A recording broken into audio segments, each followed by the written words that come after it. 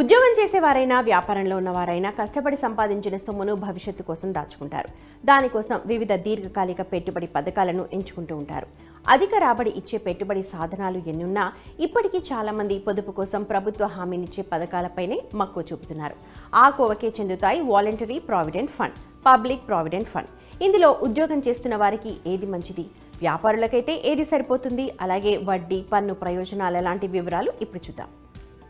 ఉద్యోగులకు పదవీ విరమణ ప్రయోజనాలను అందించే పథకం ఎంప్లాయీస్ ప్రావిడెంట్ ఫండ్కు అదనంగా కాంట్రిబ్యూట్ చేసేందుకు తీసుకొచ్చిన సదుపాయమే వీపీఎఫ్. సాధారణంగా ఉద్యోగులు తమ వేతన నుంచి 12% మొత్తాన్ని ఈపీఎఫ్కు జమ చేస్తారు. దీనికి సమానమైన మొత్తాన్ని సంస్థ యజమాని కూడా ఉద్యోగి ఈపీఎఫ్ ఖాతాకు జమ చేస్తారు. ఒకవేళ ఉద్యోగులు అదనంగా పొదుపు చేయాలనుకుంటే ఈ వీపీఎఫ్ ఆప్షన్ ఎంచుకోవచ్చు. ఈ మొత్తం ఈపీఎఫ్ ఖాతాలో జమ అవుతుంది. యాక్టివ్ ఈపీఎఫ్ ఖాతా ఉన్న వాళ్ళు మాత్రమే ఈ అకౌంట్ తెరిచే సదుపాయం ఉంటుంది. అంటే వీపీఎఫ్ అనేది ఉద్యోగులకు మాత్రమే. ఇక భారతీయ పౌరులు ఎవరైనా పీపీఎఫ్ ఖాతా తెరవచ్చు. చెల్లింపు కేవలం 100తోనే పీపీఎఫ్ ఖాతాను తెరవచ్చు. ఏడాదిలో కనీసం 500 రూపాయలు ఖాతాకు జమ చేయాలి. గరిష్టంగా 1.5 లక్షల వరకు జమ చేయొచ్చు. ఇక వీపీఎఫ్లో కనీస మొత్తంపై ఎటువంటి పరిమితి లేదు. వీపీఎఫ్లో గరిష్టంగా ఉద్యోగి బేసిక్ ప్లస్ డిఏకు 100% సమానమైన మొత్తాన్ని డిపాజిట్ చేయొచ్చు.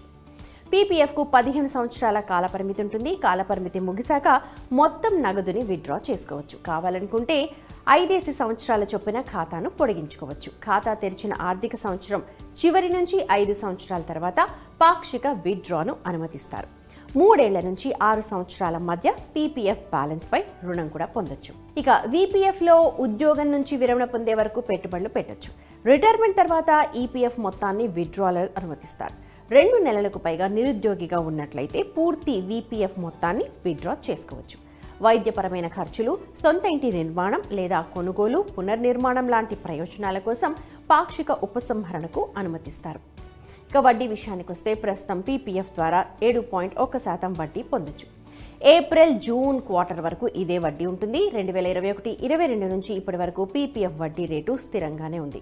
వీపీఎఫ్కు మాత్రం ఈపీఎఫ్కు అందించే వడ్డీయే వర్తిస్తుంది. గత ఆర్థిక సంవత్సరంలో 8.15% ఉన్న వడ్డీ 2023-24 ఆర్థిక సంవత్సరంలో 8.25% ఉంది. అంటే పీపీఎఫ్ కంటే వీపీఎఫ్లోనే వడ్డీ కొంచెం ఎక్కువగా ఉంటుంది. ఈపీఎఫ్, వీపీఎఫ్ ఈ 2 పథకాల్లోనూ జమ చేసిన మొత్తాలకు సెక్షన్ 80C వర్తిస్తుంది. అంటే ఏడాదిలో 1.5 లక్షల వరకు మినహాయింపు పొందొచ్చు. ఈపీఎఫ్, వీపీఎఫ్లో జమైన మొత్తం ఒక ఆర్థిక సంవత్సరంలో 2.5 లక్షలు దాటితే పన్ను భారం పడుతుంది. అదనంగా జమ చేసిన మొత్తంపై వచ్చిన వడ్డీపై పన్ను చెల్లించాల్సి ఉంటుంది. ఇక పీపీఎఫ్ ఖాతాలో చేసే పెట్టుబడిపై 1961 సెక్షన్ 80C కింద ఏడాదిలో 1.5 లక్షల వరకు మినహాయింపు ఉంటుంది. దీనిపై పొందే వడ్డీపై కూడా పన్ను ఉండదు. పన్ను మినహాయింపు మార్గాల కోసం అన్వేషించే ఉద్యోగులు దీన్ని పరిశీలించవచ్చు. ఇక పీపీఎఫ్ ఖాతాను పోస్ట్ ఆఫీసులు, బ్యాంకుల్లో తెరవచ్చు. చాలా బ్యాంకులు ఆన్లైన్లో కూడా పీపీఎఫ్ ఖాతాను తెరిచే సదుపాయాన్ని ఇస్తున్నాయి. వీపీఎఫ్ కోసం మీరు పనిచేస్తున్న సంస్థ హెచ్ఆర్ని సంప్రదించి మీరు జమ చేయాలనుకున్న మొత్తం చెప్తే సరిపోతుంది. ఇక మీ అర్హత, వ్యక్తిగత ప్రాధాన్యాలు, దీర్ఘకాలిక ఆర్థిక లక్ష్యాల లాంటి అంశాలన్నీ పరిగణలోకి తీసుకొని పీపీఎఫ్, వీపీఎఫ్ ఆప్షన్స్ ఎంచుకోండి. అధిక వడ్డీ మూలంగా ఉద్యోగులు వీపీఎఫ్ను ఎంచుకోవడం సరైన నిర్ణయమని ఆర్థిక నిపుణులు చెప్తున్నారు.